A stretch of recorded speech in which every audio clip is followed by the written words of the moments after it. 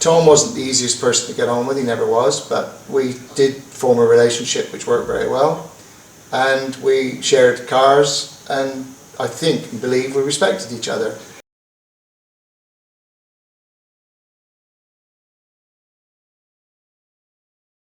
Oh, we got the professional now. Is that what you want?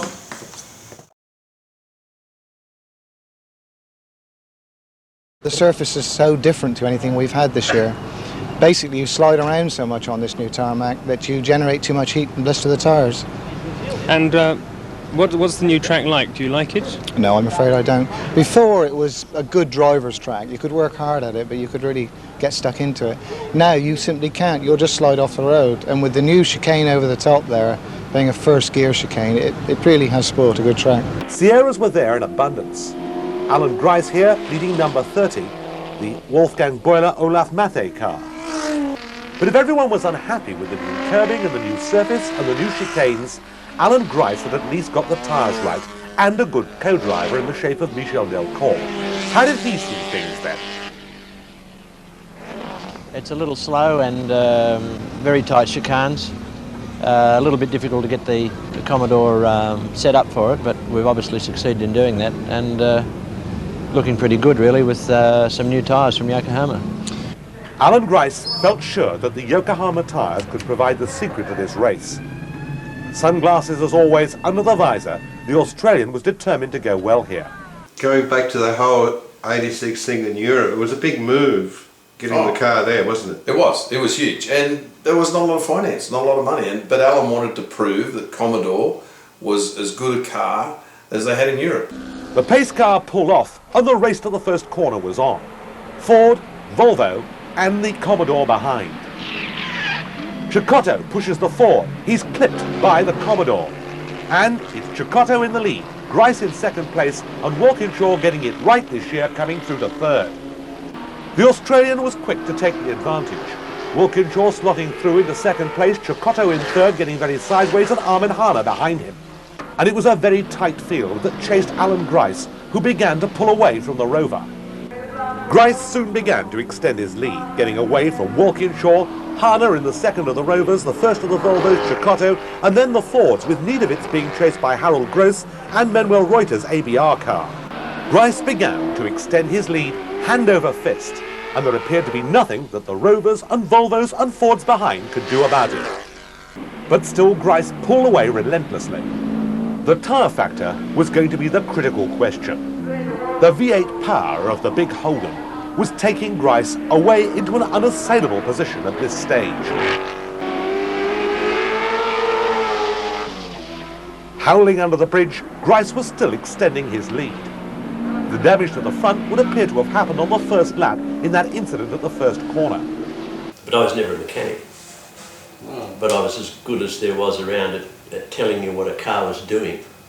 I could set up a car and make the car handle, and I could convey to the mechanics that knew me what the car was doing and when it was doing it, and they were able to translate those comments into mechanical changes that made the overall package better. Always in an effort to get the package better, because the whole thing is packaged.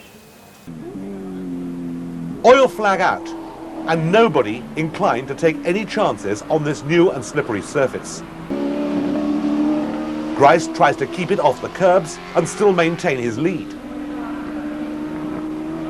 Grice gets on the sand and gets a bit sideways.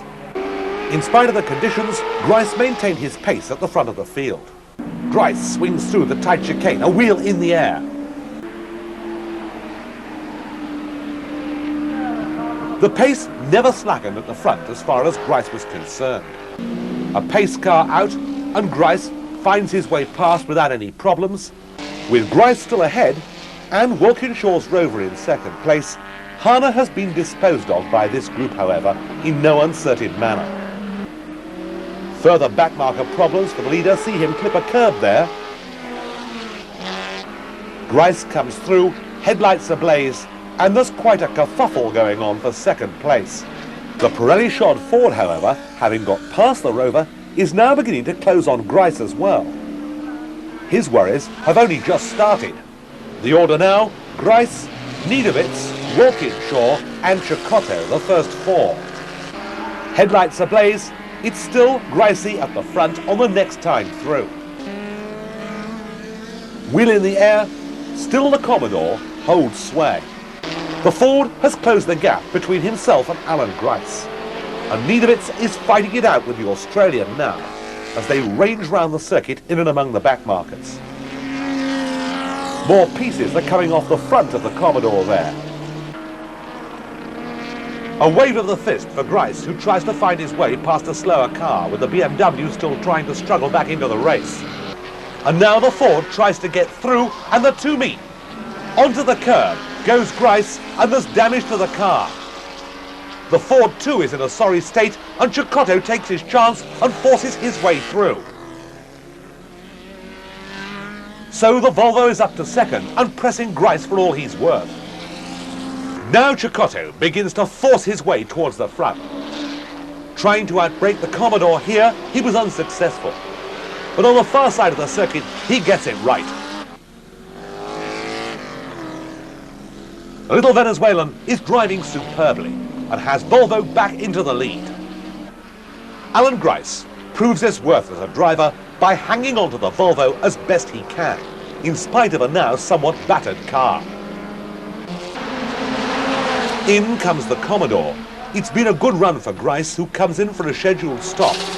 Tyres are changed, but also brake pads are giving problems, and it's a lot longer than was intended, and the car begins to fall back, having given a very good account of itself in the early stages of a difficult race. They thought in Australia we were racing Austin A40s and Morris Minors and we had no ability. We were in the backwaters, we had nothing, we didn't have any ability.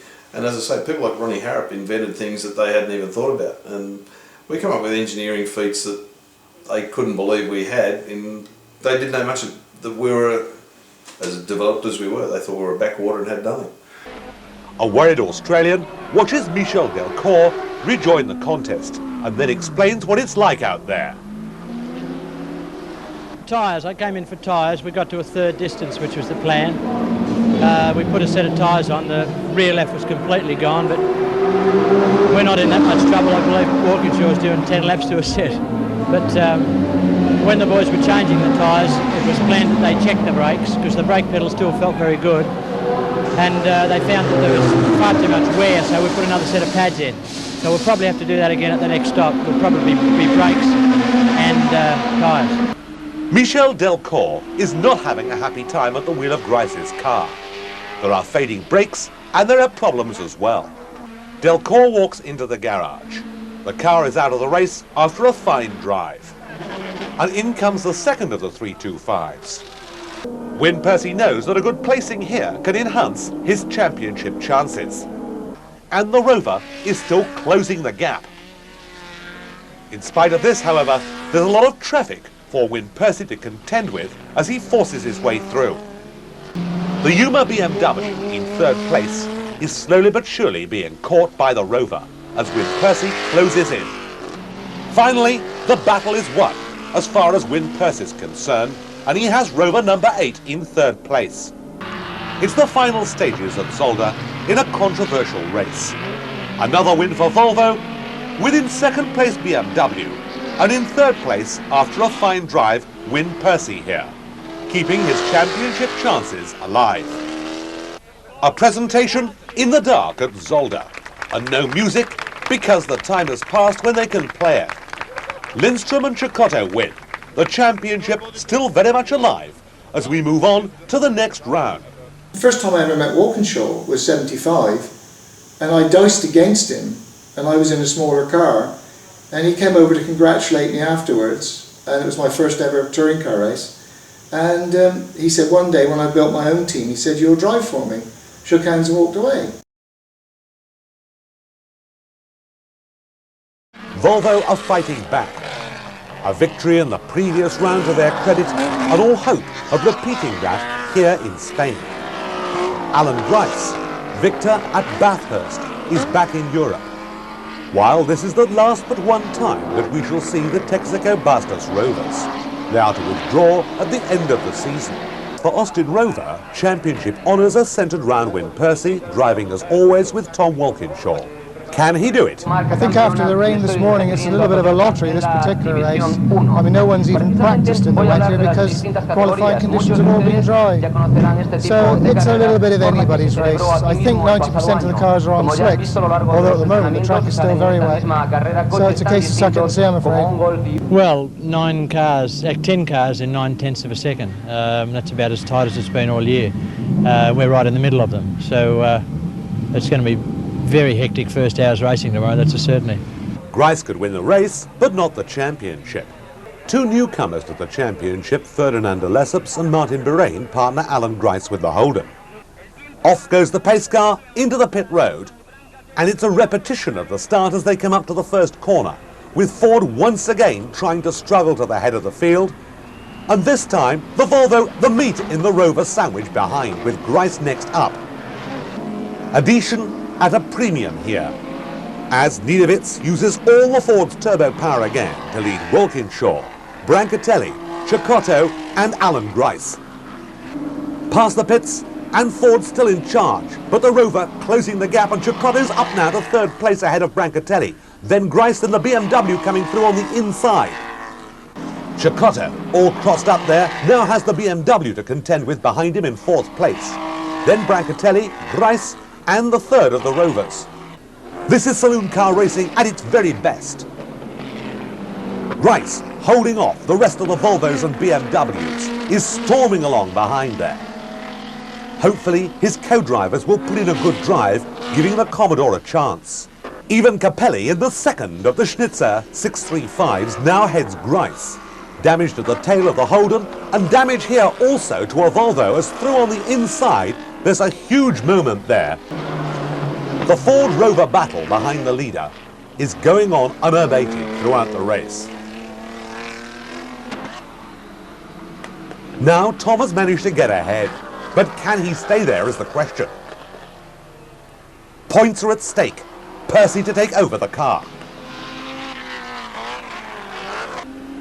Grice, meanwhile, has problems with the BMW of Giro, forcing him wide in exactly the same place as he had problems with the Volvo, and allowing Harold Gross to get through with the Ford. And in comes Walkinshaw for Percy to take over. The 42-year-old Englishman determined to try and go well here. Tom, looking like the Red Baron, straps him into the car as wheels are changed and fuel is put in.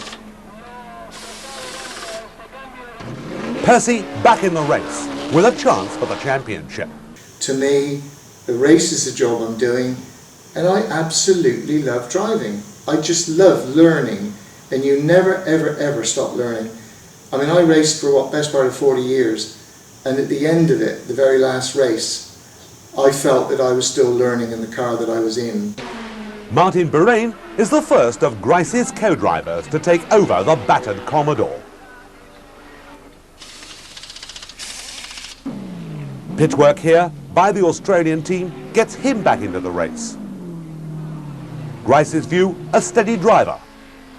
Now Percy begins to provide pressure in car number 8. Lindstrom aboard the Volvo holds on to second place, ahead of Win Percy, who's being impeded there by the second of the Volvos in the hands of Anders Olofsson. The Volvo and Rover fight it out at the head of the field. Thomas Lindstrom and Win Percy fighting for race honours and championship honours, and Win trying to find a way round the outside of the Swedish car. Martin Birain is doing a good job at the wheel of the Commodore, but is not quick enough to stay with the leaders. Percy's challenge for second place is beginning to fade a little, as the tyres now are going off on the Rover, and soon he is in the pits for a change, and it's back to Walkinshaw to take the car over.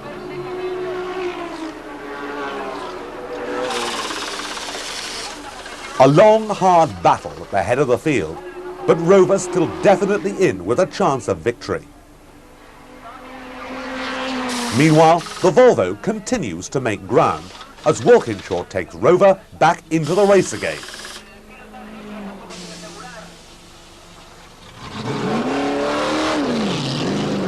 The Rover is slowing, the Volvo is closing, and so too is the BMW right off the track there. The Rover is beginning to lose its chances, and the BMW storms by as Walkinshaw slows. Ravaglia comes through, to take over the lead and to almost certainly take with him the championship for 1986. Nursing number 8 home, Walkinshaw can now but hope to hang on to his second place. The BMW sets off on his last lap. Behind him and holding on hard with a sick car is Tom Walkinshaw, anxiously watched from the pits by Percy. The points are at stake. And so Roberto Ravaglia takes his 4th win in the 1986 International Touring Car Championship. The flag is readied and BMW once again take the honours, and with it every chance of the Drivers' Championship. Walkinshaw and Percy 2nd, the Volvo 3rd. The 1986 International Touring Car Championship goes to its final round in Portugal, with BMW in with a very good chance of taking victory for Roberto Ravaglia. Grice could spring a surprise, so perhaps could another runner. Even Rover may snatch it away at the last moment. The 1986 Championship is to be decided in Portugal.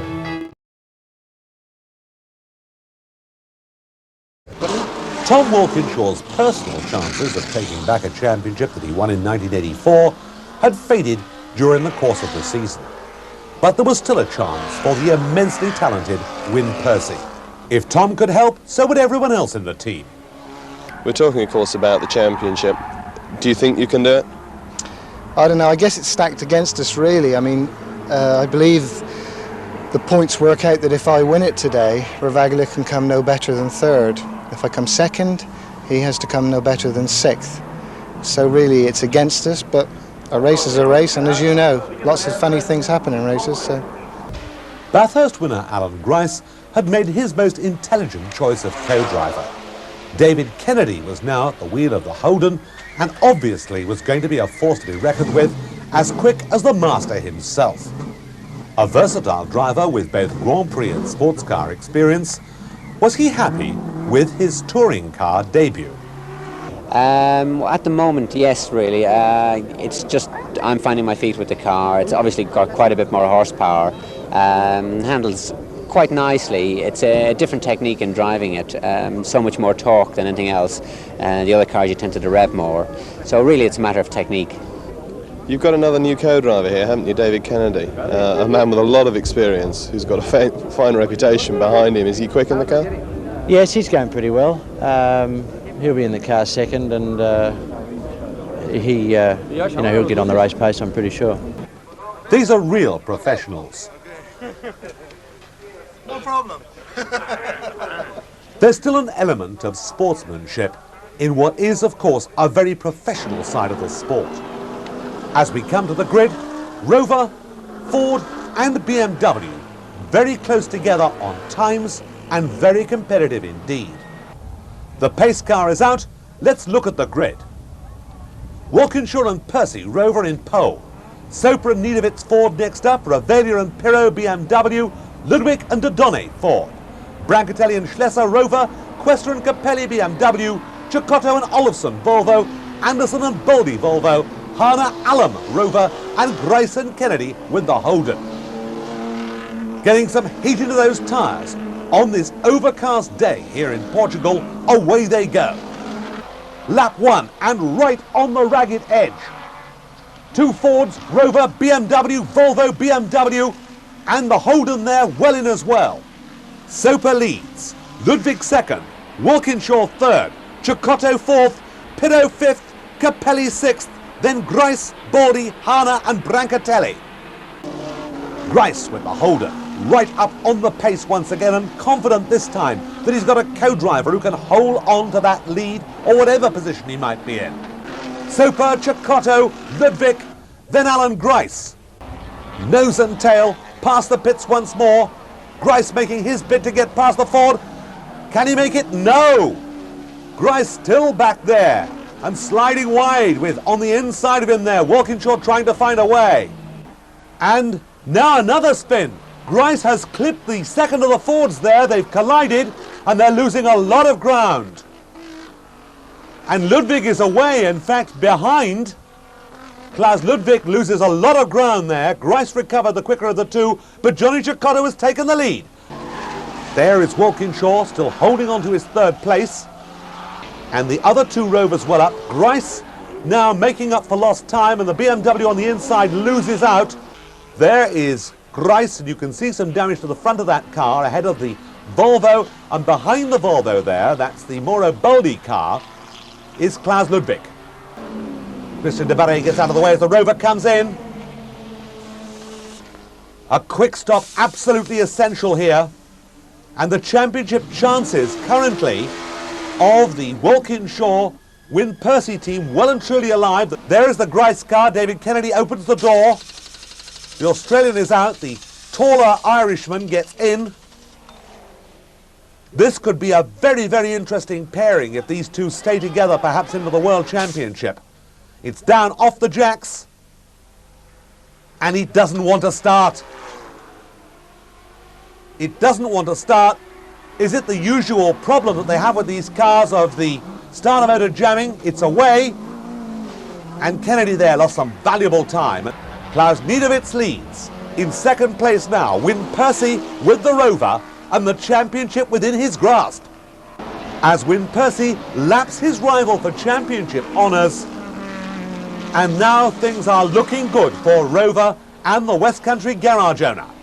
And the chances now of Roberto Ravaglia holding on to this precarious lead in the championship are beginning to slip away. The Ford is comfortably out in front there, and Rover is in second place, and Win Percy, I'm sure, can feel the taste of victory. And here the championship leader, if he can get to the end of this race in this place, we're going to have a British car and a British driver as the touring car champion for 1986.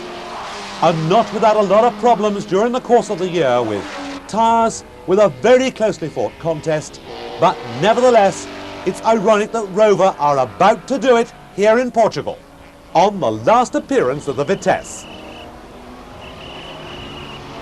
42 years old, runs a garage in Weymouth when he's not racing, but competent enough to drive Jaguar at Le Mans, and there behind another of the Rovers going hard, going fast, but they don't need to help Percy at the moment.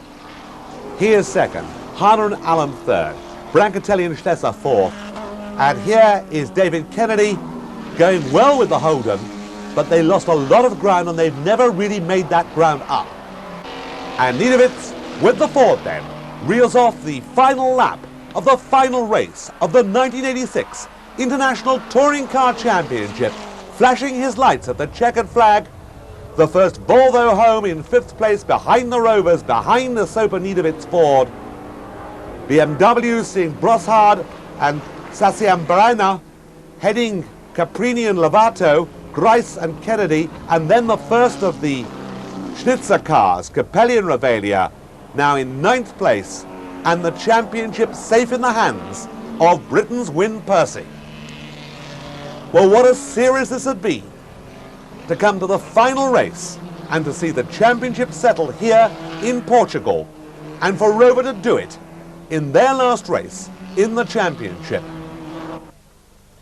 The presentation, and there is Win Percy walking forward, shy, unassuming, and absolutely delighted with a performance that has seen him actually take the championship for the first time for Rover. When you said this morning that you really didn't think you could do it, but you have. It's just unbelievable, wasn't it?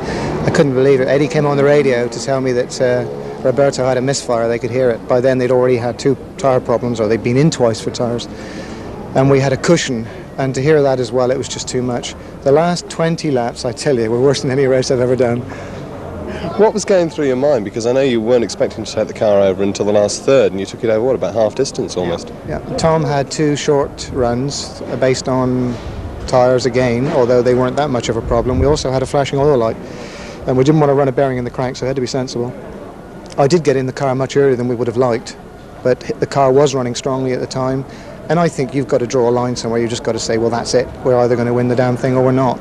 You could go on waiting for the right car to come in and still get it wrong. As it is, the pair of us always seem to come through with our car.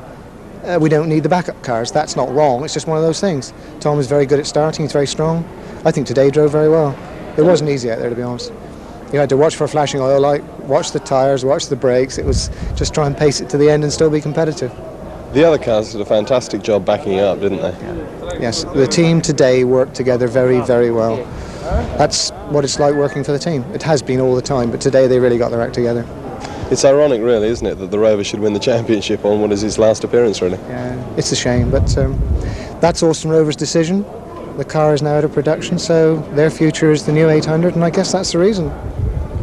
And will he be back to do the same again next year, or try and do the same again next year? If you can get an answer out of Uncle Tom in that respect, well, you tell me, because yes, he still wants me apparently, but as for anything else, as for knowing what we're driving, what we're doing, I don't know, really. Okay, well, congratulations once again. Thanks a lot.